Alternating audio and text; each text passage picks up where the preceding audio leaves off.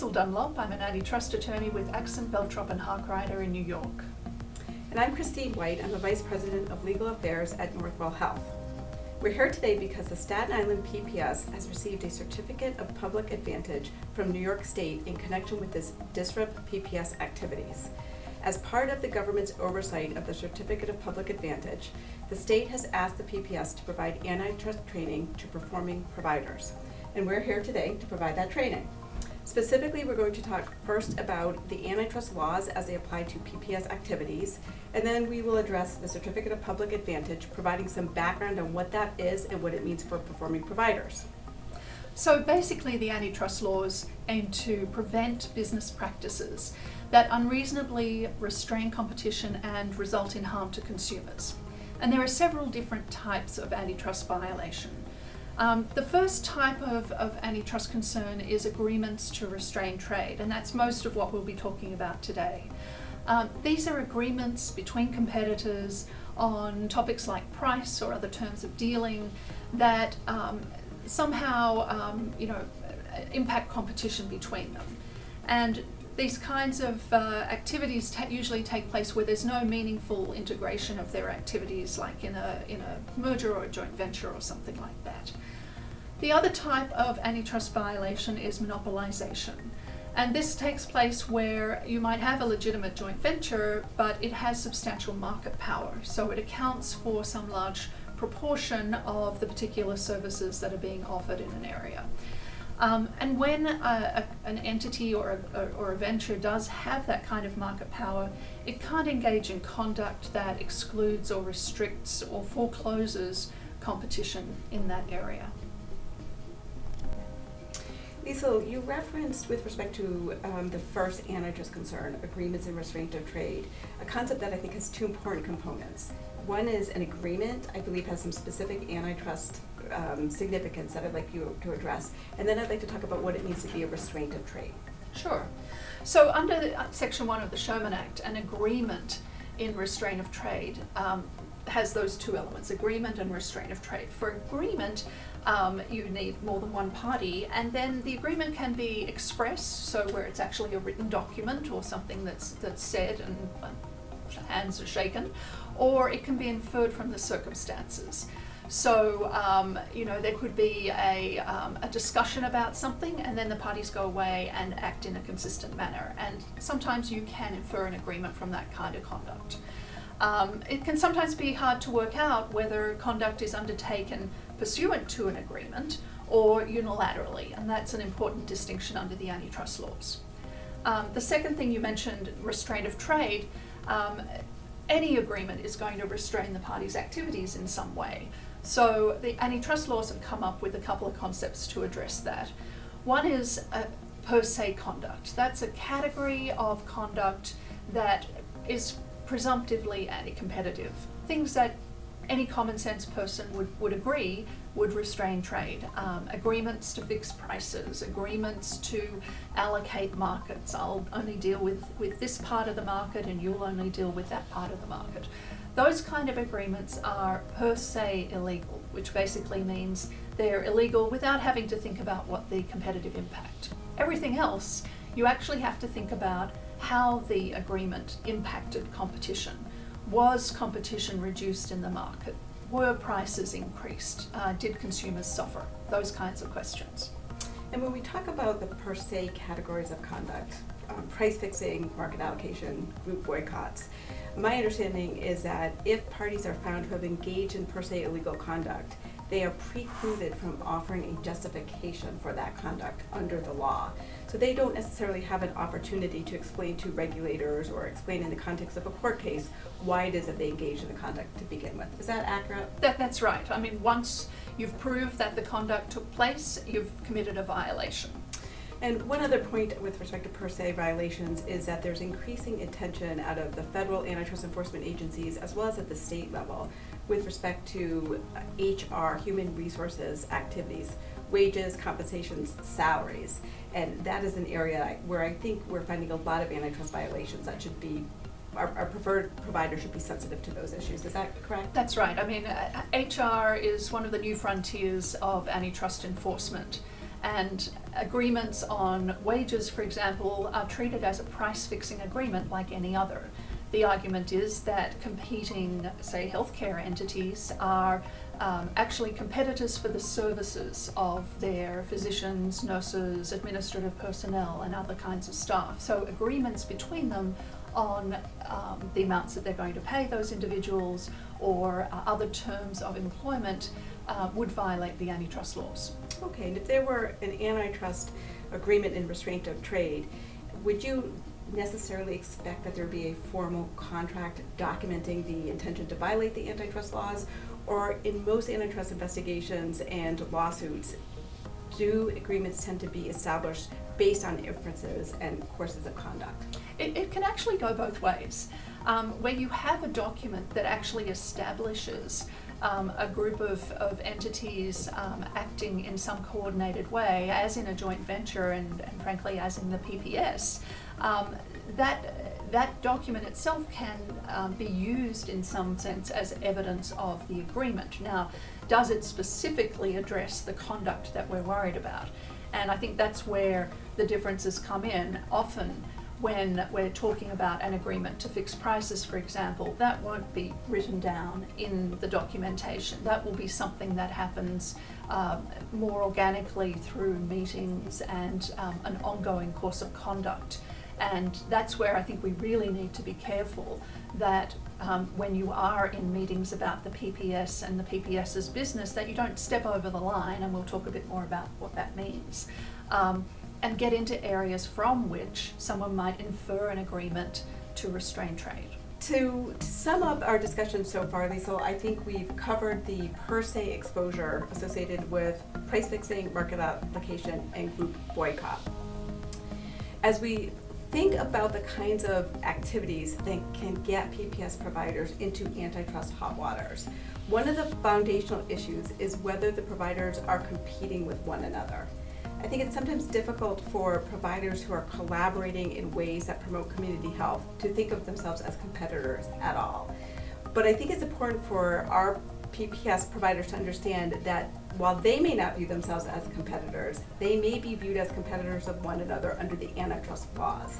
Do you have any guidance for how a provider can better understand and make their own analysis of who within the PPS they could be viewed as competing with? Well, certainly providers of a similar type or function are going to be viewed as competitors or potential competitors under the antitrust laws.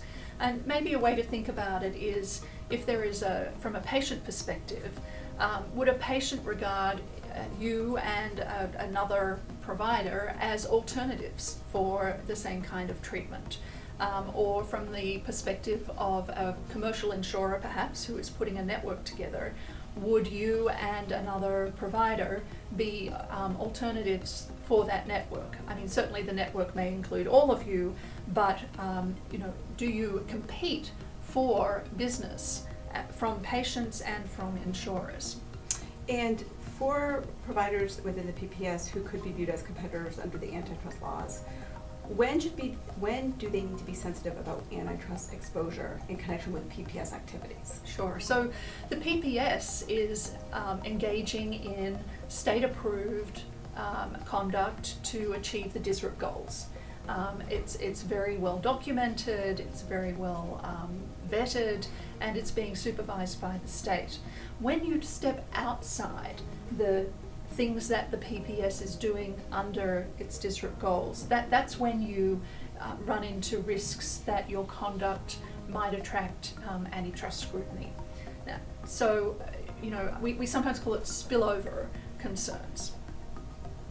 And let's talk a little bit more about spillover concerns. My understanding is that the PPS providers generally have some antitrust protection for any activities that fall within the DSRIP plan, so DSRIP projects for which they've been approved. And typically a PPS meeting is going to have an agenda and is going to be run according to the agenda. What happens if topics not on the agenda arise? Is there guidance that you can give PPS providers in those circumstances? Sure. So, our best practices for conducting PPS meetings is to have an agenda and stick to the agenda, because the agenda is being reviewed and the agenda conforms with the scope of what the PPS should be doing. If subjects come up that aren't on the agenda, you need to consider whether those subjects are within the PPS's mandate, whether they actually address topics with the PPS's goals. And the concern is that if something's not on the agenda, so no one's thought about it, and you don't have a lot of time to think about it, you could inadvertently start stepping outside the line. So ideally, you would not be discussing off-topic items in a DISRIP meeting. Having said that, some things are kind of obviously on one side of the line. What if something comes up that's on the other side of the line? Now that's when you might want to start taking some affirmative action to stop the discussion. Put your hand up, say, I don't think that we should be talking about this. This is not on the agenda. Can we take a pause and get some legal advice? So try to avoid having those kind of discussions, and if those discussions start, raise the alarm, and worst case, if the discussion doesn't end, absent yourself, leave the room, and ask for your departure to be noted. And the concern, as I understand it, is not just the actual conversation during the formal meeting, but also any conversation that may happen as the meeting is winding down and people are gathering their belongings and exiting. Is that a concern? Right, and it's interesting. A lot of enforcement action about illegal agreements in the context of, say, trade association meetings or things like that will relate to discussions or information exchanges that take place outside the formal meeting. At the bar afterwards, or at the coffee break, or as you say, when people are gathering up their stuff and walking out to their cars together. So that's really something to be mindful of.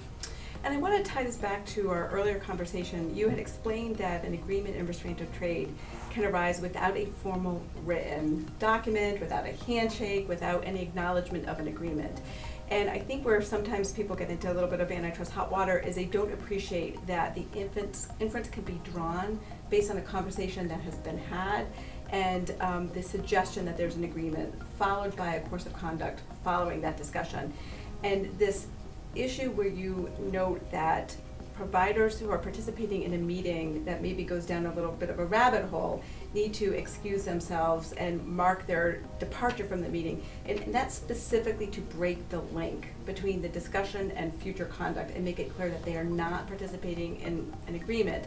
So if there's an intent to create an inference of an agreement, they're able to point to some evidence that they absented themselves from that agreement. Is that accurate? Yeah, I think that's fair. Okay, terrific. Let's turn now to the second topic that we wanted to cover during today's program.